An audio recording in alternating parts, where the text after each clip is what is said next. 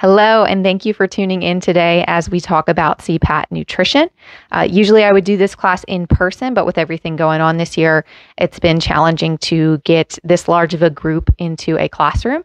So this year we're going to do it a little bit more one-on-one so that you can rewatch and share this video as needed. But today, again, we're talking about nutrition. And CPAT can be a really intimidating test. It's very high intensity, exhausting, especially after a long day, if you're working or something like that. So what I'm here to do is to show you exactly what you can eat before, during, and after CPAT so that you can optimize the workouts and eventually pass the test. So first thing we need to talk about is your checklist. So what are we going to do? What are we going to bring to CPAT so that we can pass? Number one, I usually recommend people following the @MCFRS Nutrition handle on Instagram and Facebook. That is what me and instructor Katie Dennison run for the county with fitness and nutrition tips. So that can help you as you're going through to pass. The next thing that I recommend is bringing a 32-ounce water bottle. So it is a pretty big water bottle. Those 16-ounce Deer Park, Aquafina, or whatever water bottles that you're going to get at a gas station just aren't going to cut it for the types of workouts we're doing, especially for 2 hours in the middle of August. It's just too hot for that. So please bring a larger water bottle to these workouts. The other thing that you should bring is snacks and electrolyte drinks, and I'll talk about those and give you some ideas. And then make sure you're wearing some good cross-training or running shoes. And Katie usually runs over this pretty quickly, but something supportive, something that you're comfortable running, upwards of 2-ish miles in. A little about me. My name is Megan Lautz. I'm a registered dietitian and fitness instructor with Montgomery County. And I've been here for about 3 years now. I have a master's in sports nutrition and I am a tactical athlete specialist. So I work with a lot of fire and police officers specifically to improve performance and make sure that they don't get injured.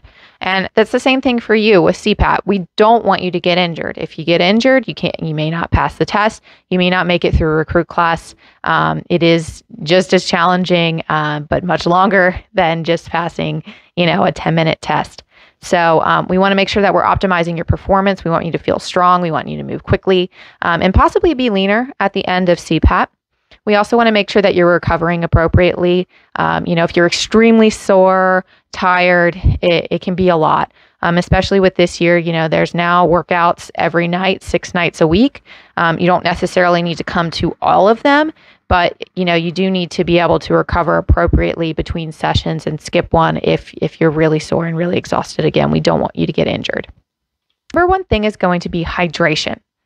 So you need to start drinking the day before you come into CPAT. So about 2 p.m.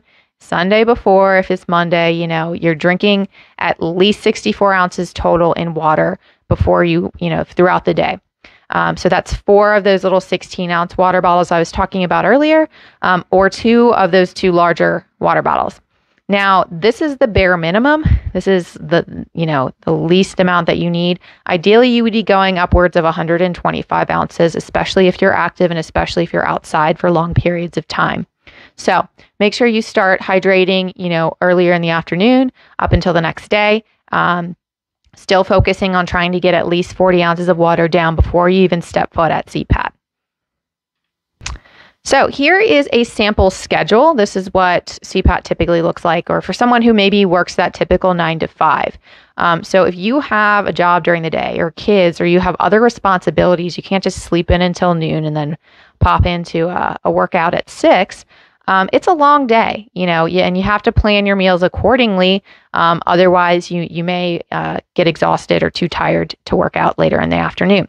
So at 7 a.m., 9 a.m., that's usually when people are commuting, going into work. Lunch is usually at noon, 1 o'clock, maybe 2 o'clock.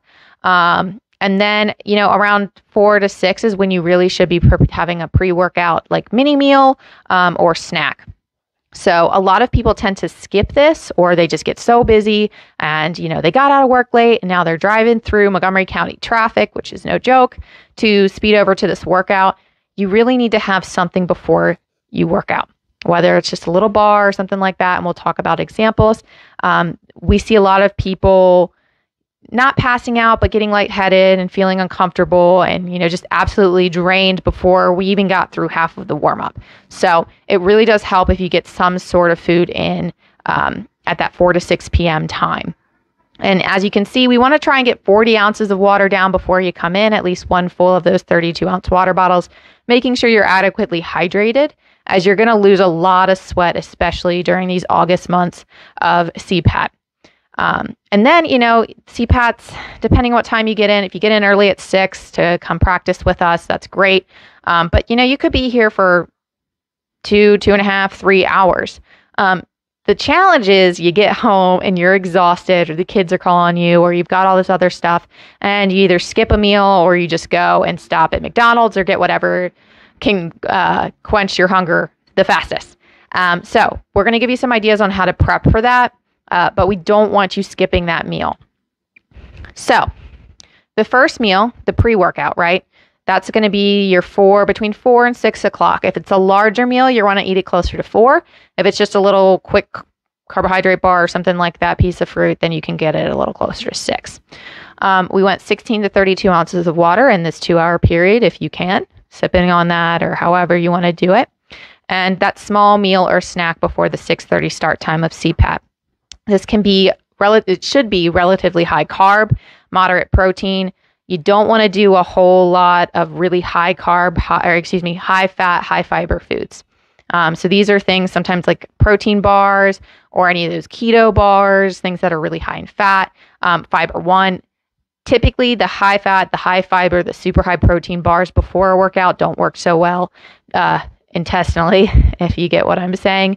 So it's important to try something that's maybe just a little bit more carb based so that you have the energy to push through that workout. This can be something like whole grain toast with peanut butter and banana. You could do a Smucker's Uncrustable or 2 if you're a larger guy. Fruit and peanut butter, fruit and yogurt, a smoothie or rice crackers or whatever you think you prefer to eat. If you are going to do a bar, it's going to be a carbohydrate-based bar. This is typically something between 20 and 40 grams of carbs if you read the back of the label. So that could be a Nature's Bakery fig bar, a Cliff bar, a Kind press bar. The other Kind bars that are nut-based, I wouldn't typically recommend just because they're higher in fat and you might not digest them super well before working out. So how do we know if that's not working for us? How do we know if our pre-workout snack is just not going to cut it? If you're nauseous or cramping during the workout, then that means you probably ate too much before, or you might need some sort of electrolytes during the workout. Especially if it's towards the end, you might want to add some electrolytes or some more carbs to your workout. So this is sodium and potassium. You can get this through Gatorade or Powerade. It also gives you a little bit of extra carb for a boost. Some people will just add a little salt to their water or a little salt to whatever, especially if they are regularly noticing cramping. Now, if you're cramping and you haven't been working out frequently, then it might just be because you're just new to the exercise. But again, keep in mind, it's really hot. People are losing a lot of sweat. And with that, we lose a lot of sodium. So it's important to replace that. So if your energy is really low during the workday, then that means you're not eating enough earlier in the day. So that means you didn't get enough breakfast in, or you didn't get enough to eat for dinner that night. So make the portions a little bit bigger. Even if your goal is weight loss, you need a little bit more than what you're doing right now, if your energy is that low. Or maybe you just need sleep. That's the other side of that too. If you are binging on sweets or foods at night, you probably also didn't eat enough during the day, or you just weren't prepared when you got home and you were just ravenous. So sometimes it's just being a little bit more prepared, and I'll give you some ideas on how to do that. So after CPAT, this is your 8:30-ish meal. We want to make sure, again, that you're not going to skip this. So this can impair recovery. It can cause fatigue the next day. You really want to get at least 40 to 60 grams of carbs and 20 to 25 grams of protein if you can post-workout. Now, it can be a protein shake, but personally, I would prefer as a dietitian that you would get it from real food. But if you have a long commute or you just need something quick and you're exhausted, a protein shake is fine. So you can also do a grilled chicken or a turkey wrap, fruit, grilled chicken sandwich, a grilled chicken tacos, fish tacos, a pasta bowl, and that kind of stuff will help too. So what about our Saturday morning? What about our Saturday morning CPATs? This, again, 16 to 32 ounces of water before we even walk onto the grounds for CPAT. So it is a 9 o'clock, 8 o'clock start time. So it's hard. You got to get up a little earlier to get the water in, or at least drink it down during your commute. Small meal is going to be essential before these early CPATs. So you don't have to do something huge, not a crazy pancake breakfast or eggs or an omelet or whatever. Just something like a moderate sized meal that keeps you kind of full to get through the workout.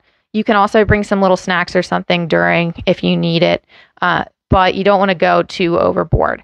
Again, avoiding the really high fat, really high fiber stuff before we step onto the grounds for CPAT. So high carb breakfast ideas, this can be a whole grain bagel. Kodiak cakes is a really good option if you want a whole grain pancake or muffin mix. String cheese and fruit, egg sandwich and fruit can work too. I know for me, before I go to recruit class workouts, sometimes I will jump into those and I do a green smoothie and some mini wheats, and that works out pretty well. So some dried cereal, because you can just kind of munch on it and it doesn't really bother your stomach. If you can't do dairy before a workout, then don't do dairy before a workout. But if it works for you, milk, cheese, go for it. Stocking your locker, stocking your pantry. So actually says locker because I use this for our recruit class as well. So you may see this again, but some good ideas that you can take in your car. Wouldn't recommend leaving them just because it's really hot out and they will melt, but keep in your car, keep in your house. That's really grab and go. The applesauce pouches that you might have for your kids or you had when you were younger, those are really good because they're basically just a straight carbohydrate source, really easily digested, doesn't bother the stomach too much, and actually could work during the workout. Having a protein shake or bar or a fig bar or something like that, those are good for keeping around, especially the protein shakes for post-workout and the bars before. Sports drinks is something I also recommend. I would actually prefer people to bring at least one sports drink, especially during these hot months of August and September, to these workouts. And ideally, that's going to be a 32 ounce, a larger sports drink, and hopefully you'll get that down within the 2 hours of CPAT. It can be hard to get that much liquid down, but that's really what your body needs. So Powerade, Gatorade, that kind of stuff is what I would recommend. I would not recommend going the G2 or the low sugar or no sugar sports drinks. You need the sugar, you need the carbs to continue these longer workouts. That's your body's primary source of carbohydrate or source of energy during the workout. So don't be afraid of the calories. Don't be afraid of the sugar. That's what's going to propel you and get you through 2 hours of working hard. So dry cereal, fruit snacks, the peanut butter pretzel bites, whatever works for you. But those are some good ideas to have available for quick snacks, quick meals. So when it comes to weight loss can be pretty challenging when you're training for CPAT, because you're walking this really thin line of eating too much or not eating enough. Or not eating enough to perform right and eating too much to not gain weight. So what I usually recommend is to try and log in MyFitnessPal, which is an app for your phone. Now, if you sign yourself up, put your weight and your height and all that in, it will give you your calories for you. Now, where people go wrong is they see that you can lose up to 2-3 pounds a week, and they choose that because they want to lose as fast as they can. You don't want to do that. You want to aim for a goal of 0.5 to 1 pound per week. Really slow, because we want to give you enough calories to work out and feel good when you're working out and perform well, and also see a slow rate of weight loss. And this also means that you'll probably keep it off. So keep it at 0.5 to 1 pound per week maximum, unless you've talked to me and I recommend otherwise. Also, focus on the protein and the fiber. Protein and fiber will help keep you full, and protein will help your muscles heal post-workout. So aiming for about 20 to 25% of your calories coming from protein. This is the animal-based foods. So things like chicken, fish, seafood, And then the vegetarian options are nuts, seeds, and soy. But typically high protein options are animal based. And then for fiber, they're typically plant based. So things like fruits, vegetables, whole grains, oatmeal, and beans are great options for increasing your fiber. Women, we want to try and get 25 grams of fiber per day, and men 38. So try and get that earlier in the day, not too close to the workout. Eat regular meals if you are trying to lose weight. I know there's diets like intermittent fasting that recommend, cutting a meal out in the morning or cutting a meal out in the evening. With these workouts, that's not going to optimize your performance. And actually it can cause some issues, lightheadedness, passing out, lack of energy at work, that kind of thing. It works really well for people who have desk jobs and aren't super active, and aren't doing CPAT. But for people who are training to be firefighters, you need a lot more food and you need regular meals in order to keep that energy at an even keel throughout the day.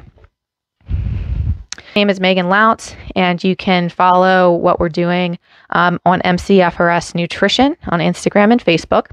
If you have questions, you can shoot me an email, meganlautz@montgomerycountymd.gov, or a direct message on Facebook, and I would be happy to help you with your goals. There is a handout linked at the bottom of this YouTube video, and you can check that out, print it off. It's a lot easier than some of these slides that we have here, but it plans everything out for you. So again, if you have questions, email me, contact me, Megan Lautz at montgomerycounty.gov, and thanks for your time today.